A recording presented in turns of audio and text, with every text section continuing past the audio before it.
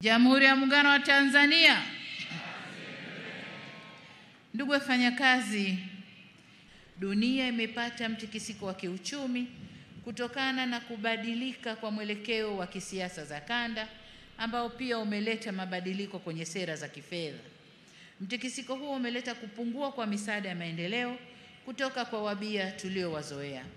Hali hii inatulazimu tuongeze ukusanyaji wa mapato yetu ya ndani na tubane matumizi ili tuweze kutekeleza majukumu yetu ya msingi ya ujenzi wa nchi na utoaji wa huduma za kijamii.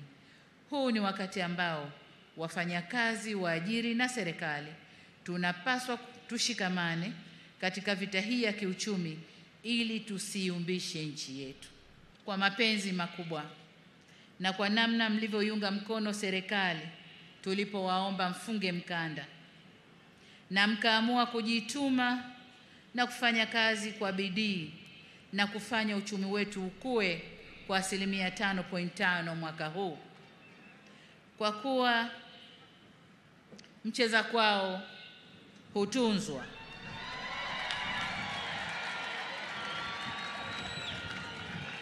wafanyakazi oye! Miamvuli oye! Mimi na wenzangu, na baada ya kuangalia uchumi ulivyopanda, na umepanda kwa sababu ya nguvu zenu wafanyakazi,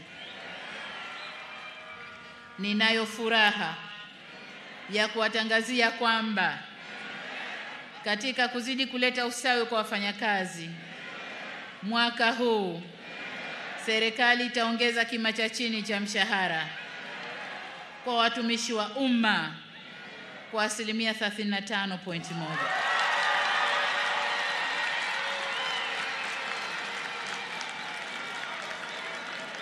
Wafanyakazi oye!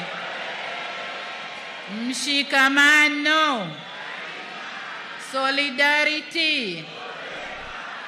Nyongeza hii itakayoanza kutumika mwezi Julai mwaka huu itaongeza kima cha chini cha mshahara kutoka shilingi 370,000 hadi shilingi 500,000.